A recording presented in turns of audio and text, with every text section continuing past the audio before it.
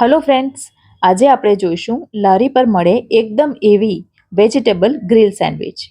આ સેન્ડવિચને બનાવવી ખૂબ જ ઇઝી છે. થોડી તૈયારીઓ તમે આગળથી કરીને રાખો તો એ તરત જ બની જાય છે. તો એમાં લગાવાતી ગ્રીન ચટણી પણ કઈ રીતે બનાવાય એ પણ જોઈશું.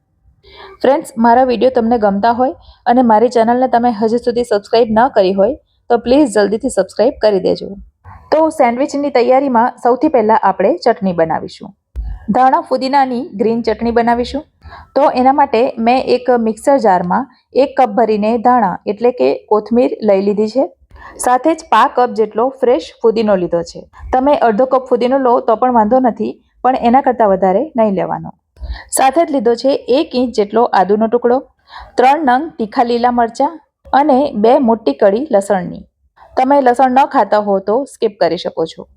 હવે ચટણીને એક સારું બાઇન્ડિંગ આપવા માટે અહીં આપણે લઈશું 2 મોટી ચમચી ભરીને દાળિયા. સ્વાદ અનુસાર મીઠું ઉમેરીશું. તો મેં અહીં અડધી ચમચી ભરીને મીઠું ઉમેર્યું છે. સાથે જ 5 ચમચી ભરીને લઈશું સંચળ પાવડર, જેને આપણે બ્લેક સોલ્ટ કહીએ છીએ. 1 નાની ચમચી ભરીને ઉમેરીશું ખાંડ. બધા મસાલા અને ખટાશને બેલેન્સ કરવા માટે ખાંડ ઉમેરવી જરૂરી છે. સાથે જ 1 મોટી ચમચી જેટલો ઉમેરીશું લીંબુનો રસ. સાથે જ 2-3 ટુકડા બરફના લઈશું. બરફ ઉમેરવાથી ચટણી જલ્દી કાળી નહીં પડે. અને 2 ચમચી જેટલું ઠંડુ પાણી ઉમેરીશું. બરફ ઉમેર્યો એના બદલે એકદમ ચિલ્ડ વોટર ઉમેરી દો તો પણ ચાલે. હવે ચટણીને એકદમ બારીક પીસી લઈશું. ચટણી જો ડ્રાય લાગે તો થોડું હજી પાણી ઉમેરી દેવાનું. તો તમે જોઈ શકો છો, સરસ મજાની સેન્ડવિચની ચટણી બનીને તૈયાર છે. આ ચટણી તૈયાર થાય એટલે તરત જ એને ફ્રીજમાં મૂકી દેવાની. અને હા, આ ચટણીને જો તમે ફ્રીઝરમાં રાખો તો એ 2-3 મહિના સુધી ખરાબ નથી થતી. ચાલો તો હવે સેન્ડવિચના સ્ટફિંગની તૈયારી કરીએ. તો એના માટે મેં અહીં લીધા છે બાફેલા બટાકા. તો બાફેલા બટાકાની છાલ ઉતારીને એને એક મિક્સિંગ બાઉલમાં લઈ લઈએ. હવે પહેલાં તો બટાકાને મેશરની મદદથી મેશ કરી લઈએ. મેશરના બદલે તમે હાથથી પણ મિક્સ કરી શકો છો. હવે અહીં મેં લીધા છે અડધો કપ જેટલા કેપ્સિકમ. કેપ્સિકમને એકદમ નાના ટુકડામાં કટ કરી લીધા છે અને એ આપણે અંદર ઉમેરી દઈશું. સાથે જ લીધી છે અડધો કપ જેટલી ઝીણી સુધારેલી ડુંગળી. આ સિવાય સેન્ડવિચને હજી ટેસ્ટી બનાવવા માટે એમાં ઝીણી સુધારેલી કાકડી પણ ઉમેરી શકાય. 1 ચમચી જેટલા કાળા મરી લીધા છે અને એનો ઝીણો પાવડર બનાવી લીધો છે અને એ આપણે અંદર ઉમેરી દઈશું. સાથે જ 1 મોટી ચમચી ભરીને ઉમેર્યો છે સેન્ડવિચ મસાલો. સેન્ડવિચ મસાલો જો તમારી પાસે ન હોય તો એના બદલે ચાટ મસાલાનો ઉપયોગ પણ કરી શકો, પણ ચાટ મસાલો થોડો ઓછો ઉમેરવાનો.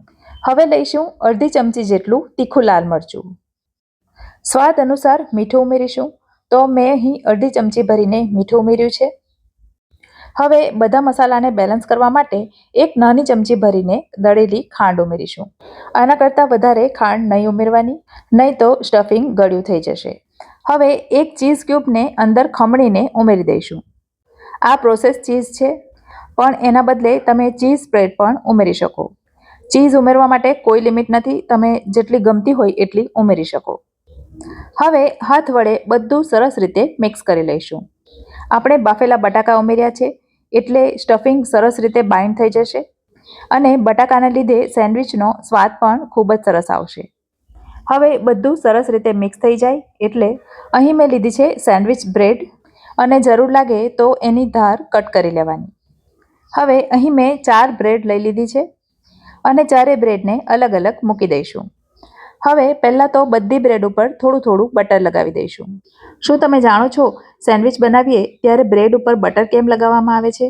કારણ કે બટર લગાવ્યા પછી એના ઉપર આપણે ચટણી કે કેચઅપ લગાવીએ તો એ બ્રેડની અંદર એબ્ઝોર્બ નથી થઈ જતો અને જેના કારણે બ્રેડ પોચી નથી થઈ જતી. હવે 2 બ્રેડની ઉપર આપણે ધાણા ફુદીનાની ચટણી જે બનાવી એ લગાવી દઈશું અને બાકીની 2 બ્રેડ ઉપર ટોમેટો કેચઅપ લગાવી દઈશું. હવે 2 બ્રેડની ઉપર આપણે જે સ્ટફિંગ તૈયાર કર્યું એ મૂકી દઈશું. સ્ટફિંગનું લેયર વધારે જાડું પણ નહીં અને એકદમ પાતળું પણ નહીં, એ પ્રકારનું રાખવાનું. હવે જે સ્ટફિંગ લગાવ્યું છે એના ઉપર આપણે થોડો થોડો સેન્ડવિચ મસાલો સ્પ્રિંકલ કરી દઈશું. હવે અહીં મેં એક ચીઝની સ્લાઇસ લીધી છે અને બંને બ્રેડ ઉપર એ મૂકી દઈશું. ચીઝની સ્લાઇસના બદલે તમે ચીઝ ખમણીને પણ લગાવી શકો. હવે બ્રેડને બીજી બ્રેડ વડે બંધ કરી દઈશું. આ સેન્ડવિચ ફ્રેન્ડ્સ બનાવવાની ખૂબ જ સહેલી છે અને સ્વાદમાં તો એટલી ટેસ્ટી લાગે છે ને કે તમે બજારની સેન્ડવિચ પણ ભૂલી જશો. હવે સેન્ડવિચને હું તમને ગ્રીલ પેન અને સાદા તવા બંને ઉપર શેકતા બતાવીશ. તો અહીં મેં એક નાનકડું ગ્રીલ પેન લઈ લીધું છે અને એના ઉપર બટર લગાવી દીધું છે. બટરના બદલે તમે ઘી પણ લઈ શકો છો. હવે સેન્ડવિચને આપણે એકદમ ધીમા તાપે શાંતિથી શેકવાની છે અને તો જ એ ઉપરથી સરસ ક્રિસ્પી થશે. હવે એની બીજી તરફ પણ બટર લગાવી દઈશું અને એની એક સાઈડ ક્રિસ્પી થાય એટલે એને ફેરવીને બીજી તરફ પણ ક્રિસ્પી કરી લઈશું. અને ગ્રીલ પેન કે તવાના બદલે એને સેન્ડવિચ મેકર જો તમારી પાસે હોય તો એમાં પણ બનાવી શકાય. હવે બીજી સેન્ડવિચને આપણે તવા ઉપર બનાવીશું. તો તવાને ગરમ કરીને એના ઉપર મેં ઘી લગાવી દીધું છે અને જે રીતે આપણે આગળ કર્યું એમ સેન્ડવિચને બંને તરફ ઘી લગાવીને ધીમો ગેસ રાખીને સરસ ક્રિસ્પી કરી લેવાની. તો આ રીતે ગ્રીલ પેન અને સાદા તવા બંનેની સેન્ડવિચ બનીને તૈયાર છે. તો હવે આપણે એને કટ કરી લઈશું. તો એક ધારદાર છરીની મદદથી એને ત્રિકોણ કાપી લઈશું. એકવાર તમે આ સેન્ડવિચ જરૂરથી ટ્રાય કરજો. તમે બનાવશો ને તો કોઈ માનશે પણ નહીં કે આ ઘરે બનાવેલી છે. એ જ રીતે તવા ઉપર બનાવેલી સેન્ડવિચને પણ કટ કરી લઈએ. દેખાય છે ને એકદમ મોંમાં પાણી આવે એવી. તો હવે બાળકોની બર્થડે પાર્ટી હોય કે પછી સાંજનો નાસ્તો, એકવાર મારી આ સેન્ડવિચ જરૂરથી ટ્રાય કરજો. રેસીપી ગમી હોય તો વિડીયોને લાઇક જરૂરથી કરજો અને તમારા ફ્રેન્ડ સર્કલમાં શેર કરજો. તો ફરી મળીશું આવી જ એક નવી રેસીપી સાથે. ત્યાં સુધી મને રજા આપો. આવજો.